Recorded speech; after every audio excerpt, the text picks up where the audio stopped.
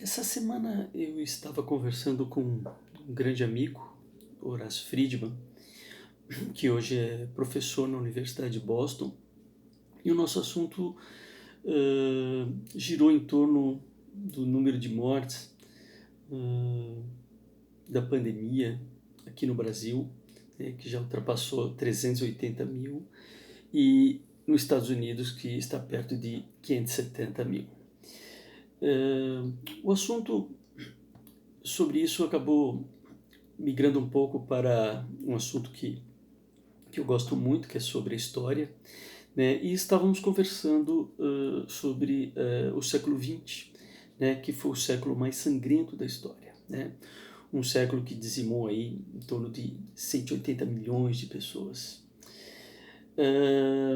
Estávamos falando também de um assunto que muito tem me tocado, que é a questão da impessoalidade. E eu estava comentando com este meu amigo que na Primeira Guerra Mundial, quando existiu o confronto entre os exércitos, né, então a morte ocorria realmente daquele soldado que usava baioneta para matar seu inimigo, daquele soldado que tinha o seu oponente na alça de mira. E quando nós temos o avanço da tecnologia, um grande avanço na Segunda Guerra Mundial, a questão da impessoalidade da guerra torna-se algo bastante determinante. A impessoalidade no sentido de que, por exemplo, um jovem que estava atacando uma determinada cidade, um ataque aéreo, né, ele simplesmente apertava o botão, né, e lançava bombas que acabavam dizimando inúmeros civis, né, e quando ele apertava o botão ele não tinha a noção de quem ele estava eliminando lá embaixo, né.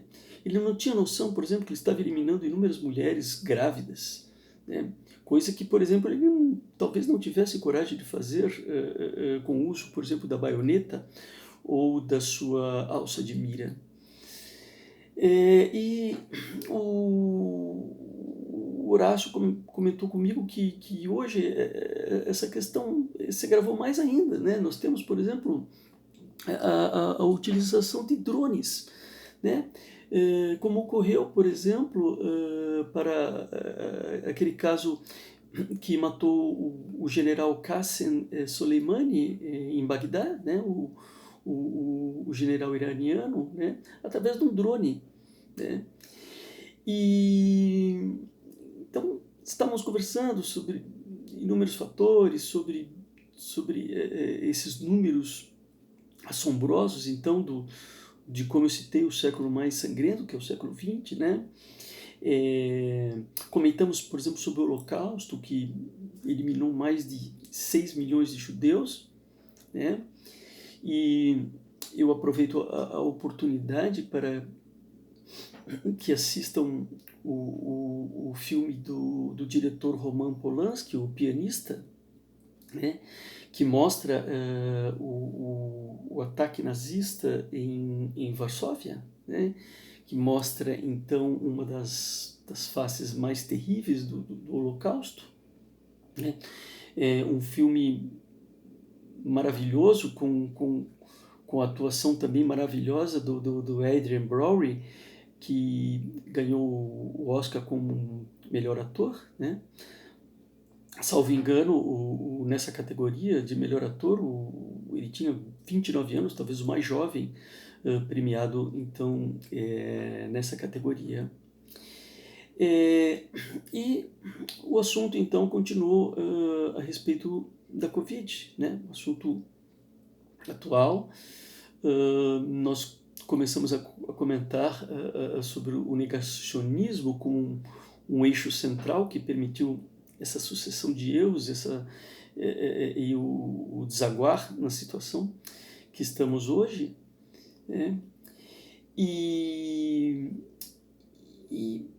comentando então que, por exemplo, o número de mortes que nós temos no Brasil, que ultrapassou 300 mil pessoas, é um número que, por exemplo, se formos comparar a mortes que ocorreram na Segunda Guerra Mundial, quando os Estados Unidos lançou as bombas atômicas em Hiroshima e Nagasaki, 100 mil pessoas morreram em Hiroshima diretamente, aproximadamente 200 mil pessoas morreram em Nagasaki diretamente. Né? Então nós já ultrapassamos os números das bombas atômicas que dizimaram milhares de pessoas, então, no período que finaliza de maneira dramática a Segunda Guerra Mundial. E muito me preocupa hoje essa questão de números, né? Assim como, por exemplo,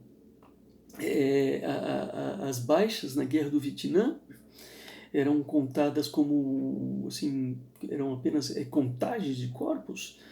Eu tenho muito receio que as pessoas comecem a lidar com os números de mortes da Covid também com essa impessoalidade, né? Que comecem a olhar esses números e comecem a achar, e daí?